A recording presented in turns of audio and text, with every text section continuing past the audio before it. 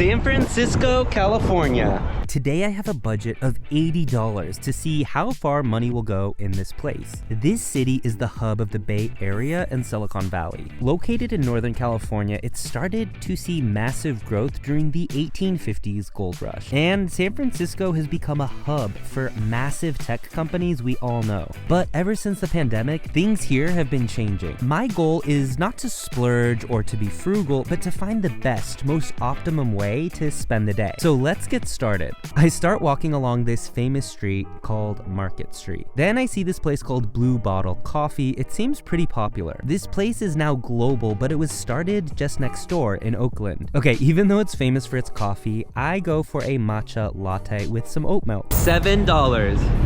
That is really good. I'm not sure it's worth $7, but it's really good.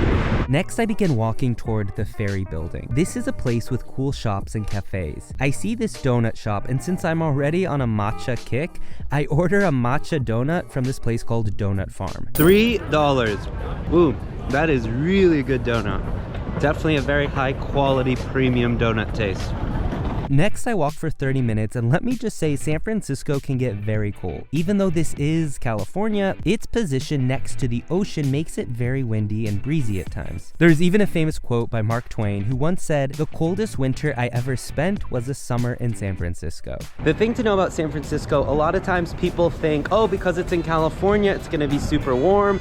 But it's not. San Francisco gets very cold. You see a lot of people in coats and jackets and even scarves. So just bear that in mind. Any time of year, it might get a little cold. I know Chicago is supposed to be called the Windy City. At least it's not cold wind, but it is very windy. I arrive to Fisherman's Wharf. This is called Pier 9. Here there are cool places, even though you might consider this a total tourist trap. But the coolest part of this area is on Pier 9, where you can watch the sea lions. These are wild sea lions who come up to use the platforms to sleep and to get into fights with other seals. But it's also funny, they like, I think, each other's body warm because there's plenty of space. You can legit spend an hour watching them because they're so entertaining. Oh, and the price to do this is free.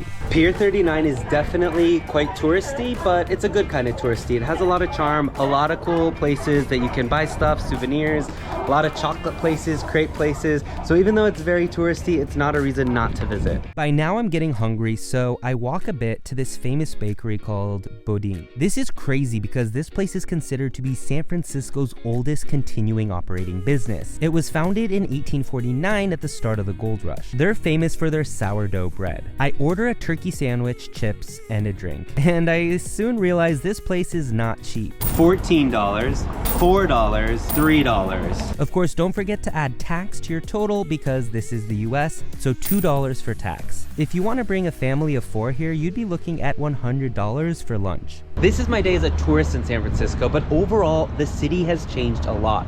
I made a whole other video about that. As you can see, even Fisherman's Wharf is not what it used to be. Go check out that video to see another side of what I'm seeing here in San Francisco. Next door to this place, I find this arcade with games that go all the way back to the 1930s. I put $10 into this machine, which gives me 40 quarters. That is a lot of quarters. And now I can play some games. First, I spend 50 cents on getting a fortune from a grandma. I also play pinball and skee ball, and it's a total throwback. Some of these games are as cheap as 25 cents. This was such a unique experience. I've never really experienced anything quite like that. Some of the games bring you back apparently to the 1800s, and it's super cool to see that the prices are still so cheap. Sometimes some games are as cheap as 25 cents, which is crazy when you contrast that with the lunch I just had. But overall, the vibes in here are super cool. Highly recommend a visit. A lot of people playing games, a lot of people having fun. It kind of is, I see why they call it a museum, because it kind of teleports you back in time, but you also get to have fun and play games. It's pretty cool. All right, after the games, I walk through this park called Maritime National Historical Park. The walk through the park is quick because I see this Ghirardelli chocolate sign. This is Ghirardelli Square. This place is a famous public landmark that, yes, of course it sells chocolate. The first store I enter is super pricey. In fact, nothing on the menu is under $14. That's a lot of money and a lot of sugar, so I decide to go to another shop just next door where the menu is a bit better. Here I order a salted caramel banana shake.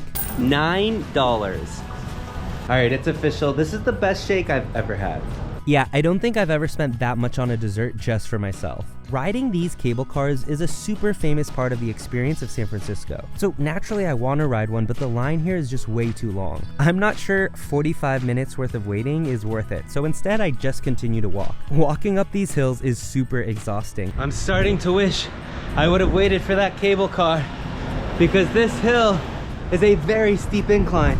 And let me just say, San Francisco has so many steep hills. I guess it's part of the charm, but it's totally worth it because I end up stumbling across Lombard Street. This is a famous zigzagged street that has flowers all over it. And you don't really see people living here. Maybe they're just hiding from tourists like me who are flooding the street to take their pictures. Either way, it's a totally unique street and an absolute must when you come to this city. I end up walking to Union Square, another landmark here in San Francisco. It's a cool place with nice stores, but certainly not as unique as the other places I've already seen here today. By now it's getting late in the day, so it's time for dinner. I head to this Roman-style pizzeria and I order this margarita pizza. The pizza is really good and the vibes of this restaurant are totally fun. The price for this dinner is $26. I head back to my hotel because there's a surge in crime in San Francisco, which means it's not really the place you want to be at night, unfortunately. So I did it. I spent $80 in one day in San Francisco. Yeah, this city is not cheap and it's been going through a difficult time. Also, check out how I spent $100 in one day in New York, $20 in a day in Vietnam, and so many other places. Don't forget to subscribe and let me know in the comments, where should I go next and what's my budget?